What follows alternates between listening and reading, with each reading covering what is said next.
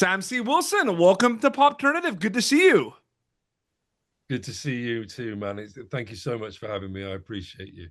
Of course, it's really exciting, Masters of the Universe. And I remember when this was announced, and now we're talking about it, and it's going to be in theaters soon. Is it starting to sink in that people are going to be able to see what you all worked on? Yeah, it is, and I've got to tell you as well from it being announced, like that it was coming to somewhere in the middle of all that is me finding out that I got a part in it. So it's like because I'm a fan of this sort of universe and this stuff. So kind of even it wasn't even as if I said, "Hey, you've got to get me in for that." I just remember reading the script when it came to me and thinking, oh my god, that says Trapjaw, that says Trapjaw on it." Yeah. I'm reading for it.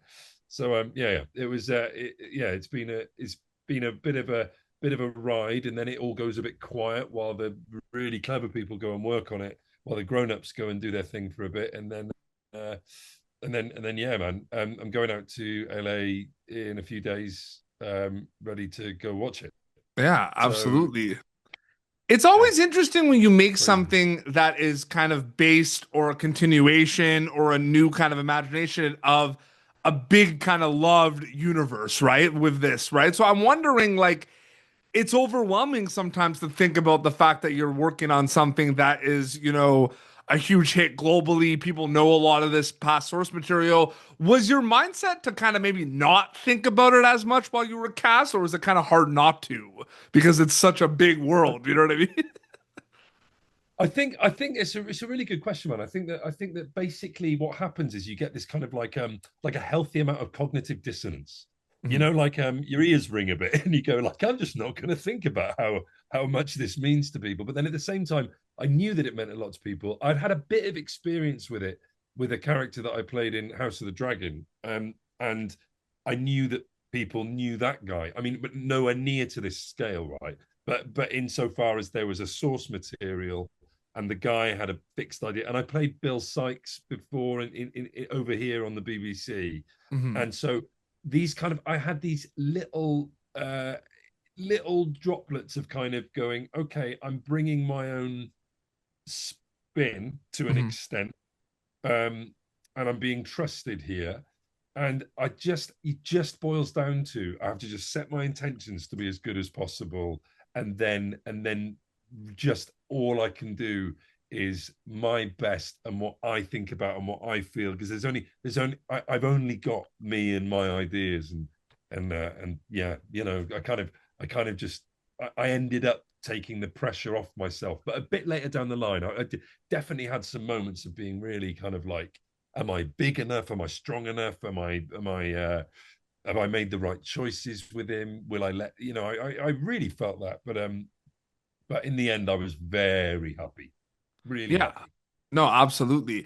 Do you feel like it's this tug of war ping pong match with working on something like this where it's the live action Master of the Universe movie. It's not past kind of He-Man content we've seen, right? So there's going to be some kind of you're going to pay homage to a lot of things, and the creators behind it, the directors want to do it justice, but it's its own thing, right? Like it's not the past thing, it's this new thing. That's an interesting thing to think about, right? Does it feel like a ping pong match a bit? Yeah, totally.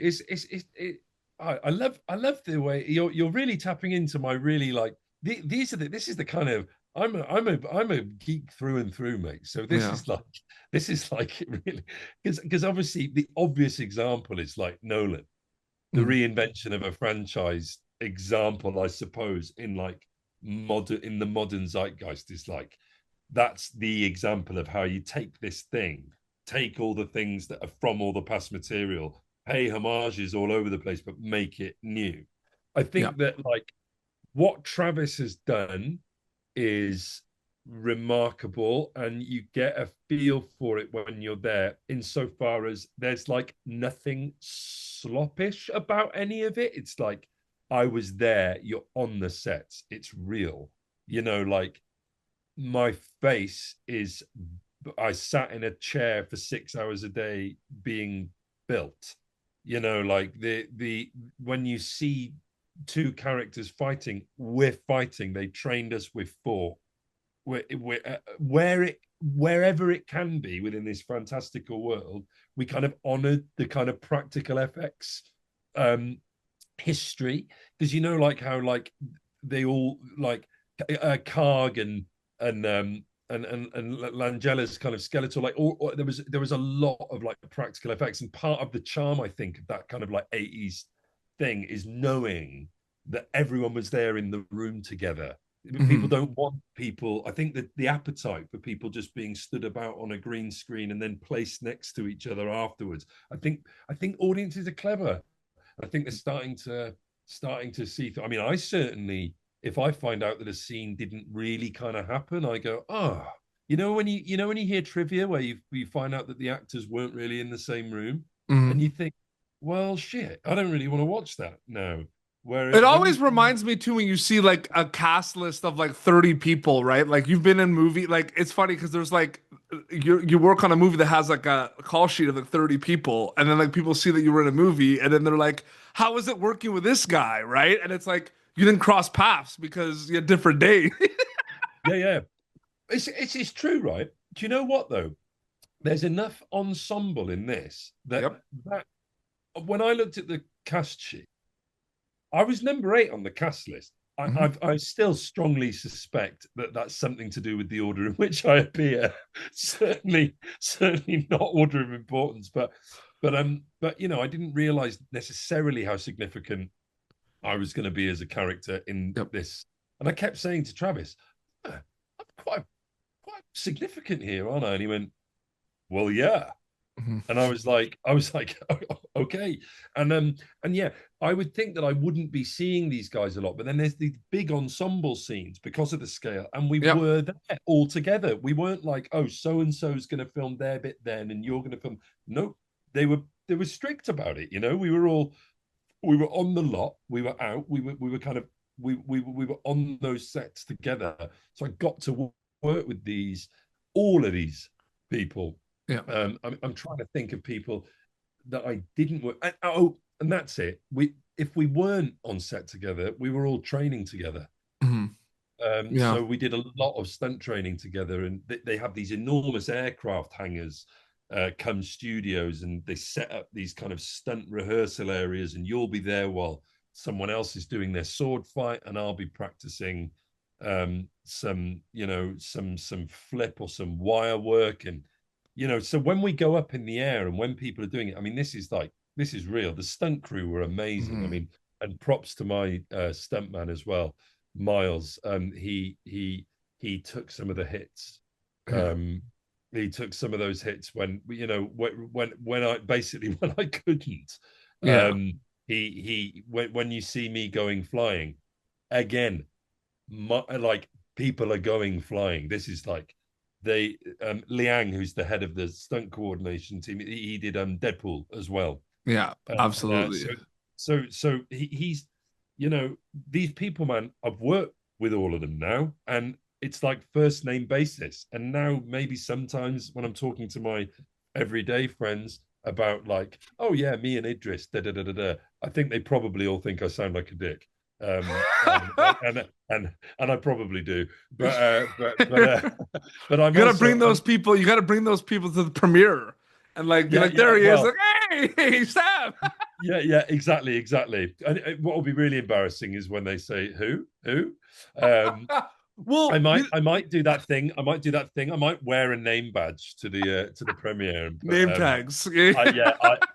Sam C. Wilson. I played Trap Jaw, FYI. Well, I'm excited to ask you this because you talked about the training and the stuntman. So I find I'm a filmmaker, so these are the things I think of, by the way. So like the craft-based question. So we're gonna see some scenes in this film that the runtime for these scenes are like maybe like 2-3 minutes, then it goes to the next scene, maybe a bit longer, maybe less, right? But I know for sure that there is a chance that some of those scenes we see, you probably worked on that sequence for the whole week or like a month or like a long day at least. You know what I mean?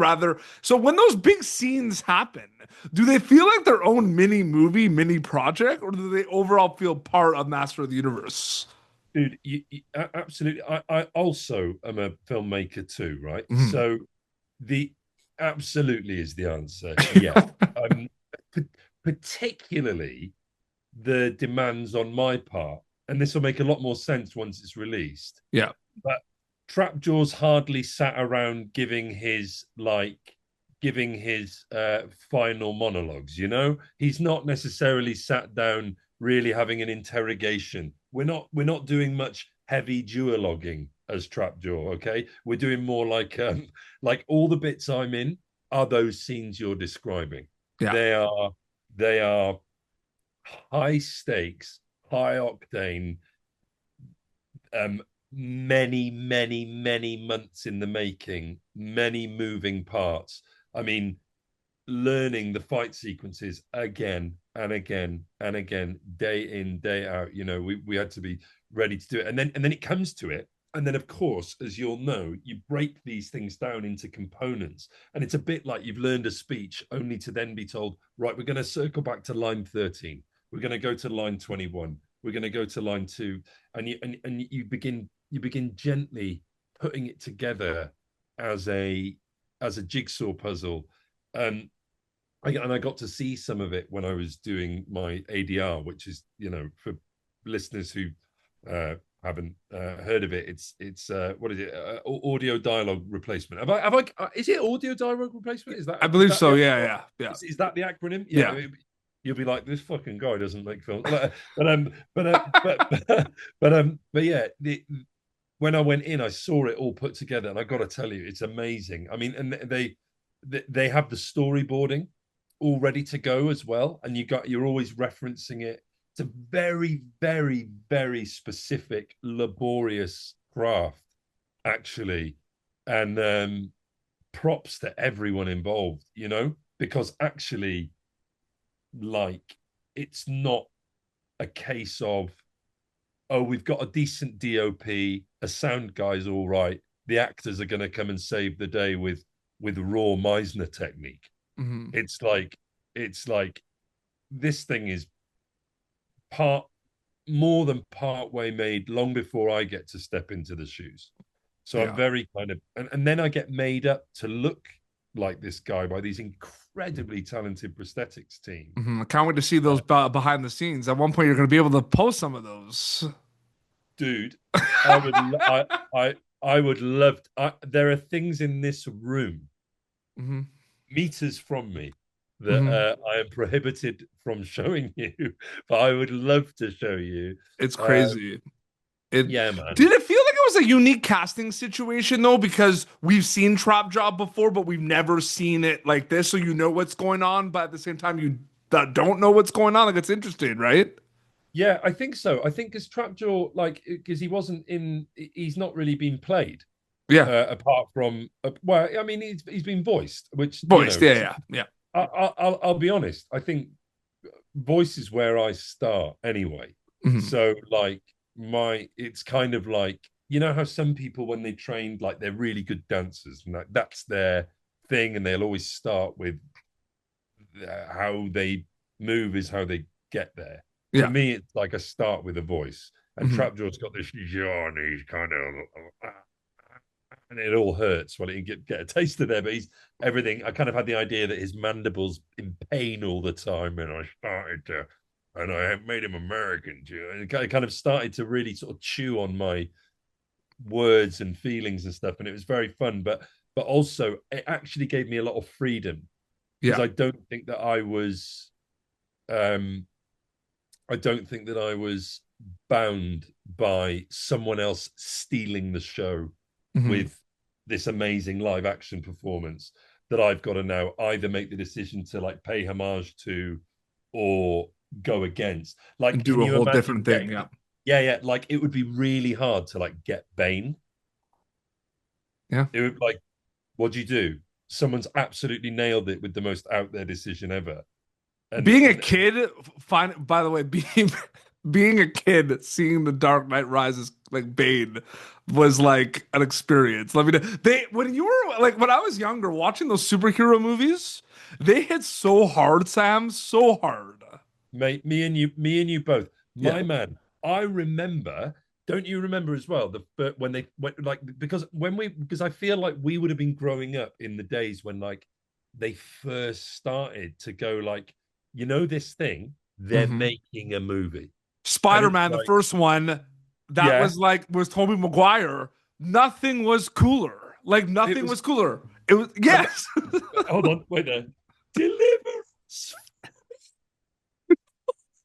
Aunt May getting a house blown up, and Willem Dafoe.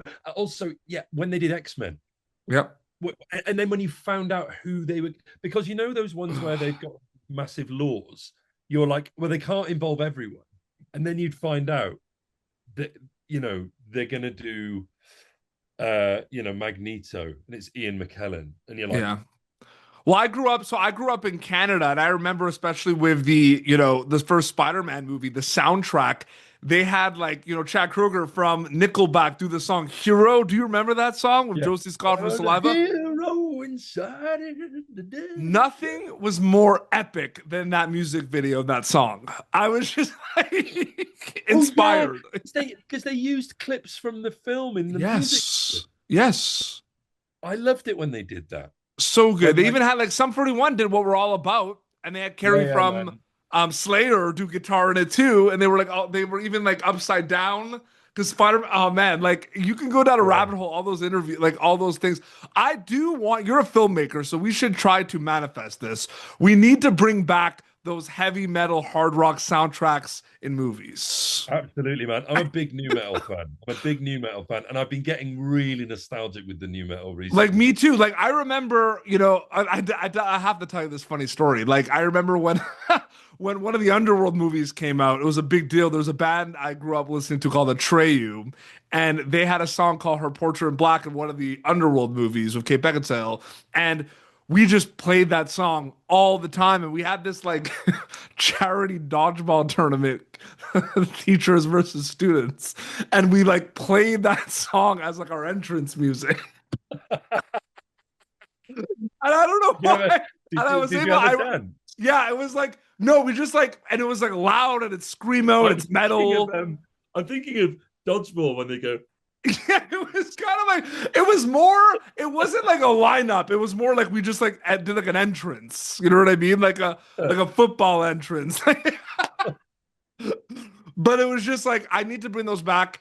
I need like I need those. Like all the horror movies, like the Saw movies, like Mudvayne, all those bands like Slipknot, Corn, like gotta bring those corn, back. Corn, absolutely. corn. Oh I man. I kind of get annoyed when I'm seeing like I shouldn't like like when you're a kid and like you feel like you've discovered a movie and then everyone watches the movie and you're like you can't, that's my movie, I discovered that. But I would love that. I'm happy that it got discovered though, to be honest with Yeah, yeah, you. yeah. But like with corn, yeah, with corn though, when like because that Freak on a Leash went like viral as like people were doing and Mhm. people were doing all these Freak on a Leash memes, and I was like, hey, I was listening to Freak on a Leash, the video with the bullet, like Yeah. I mean, I totally agree with you. If I could, I've I mean, I've got a series idea, and I've literally in the pilot script that I'm shopping around at the moment. Actually, I'll send it to you after. It's fun. It's a bit like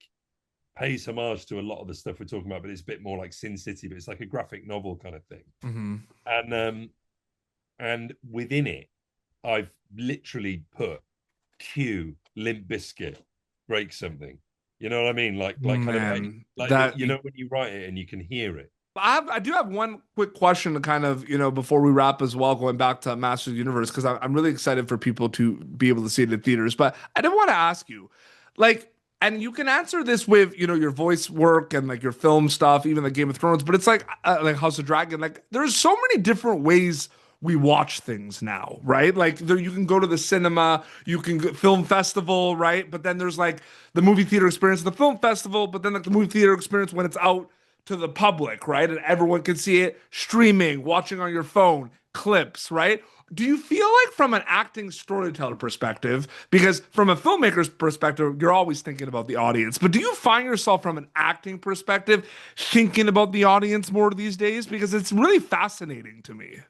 Yeah, absolutely. And I think that it can have the danger can be that it makes you risk averse.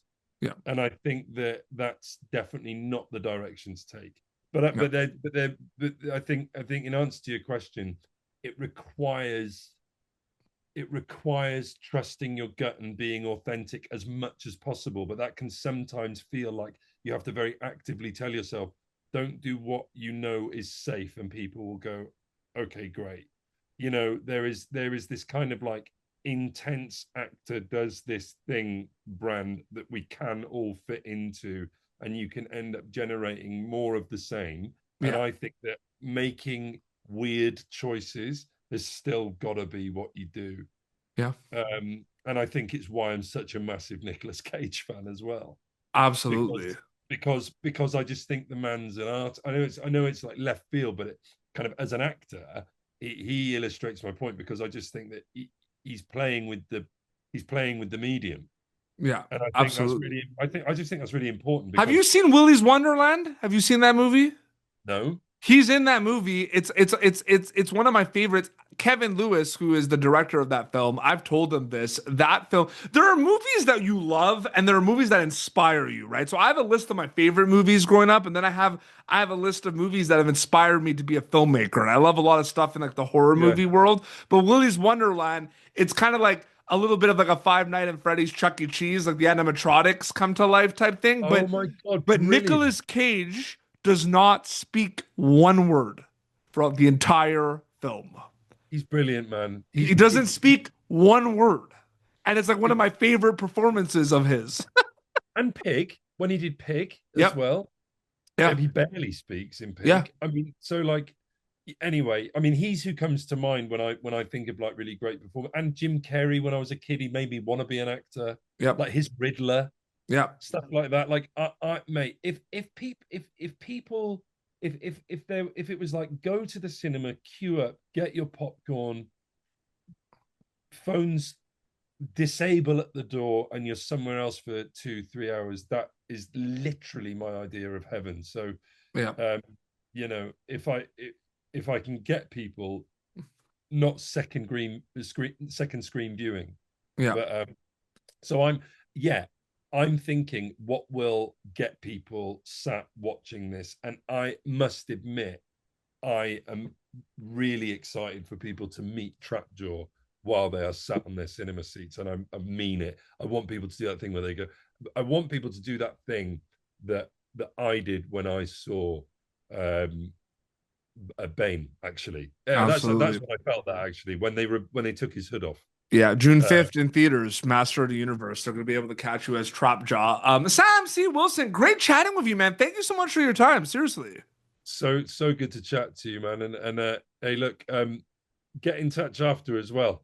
I'm sure we've got more conversations to have off air. I bet. Absolutely. Your Instagram account is just your name, right? If people want to keep up to date with everything. Yeah, so it's Sam C. Wilson, actor. Yeah, and that's just my Instagram, and that's pretty much the extent of my socials. But I'm always up to something idiotic on there. So yeah, come follow me, and I'll always kind of interact with the fans and stuff. So that's great. Absolutely. Well, this has been Pop Turn. YouTube.com/Pop Turn for previous episodes. Until next time, this is Sam C. Wilson, who you're going to be able to catch as Trap Jaw in Master of the Universe in theaters June 5th. And PD Beats signing off. Thank you for tuning in to Popternative. Make sure to check out our past episodes of Popternative on YouTube. This has been an Autograph Communications production.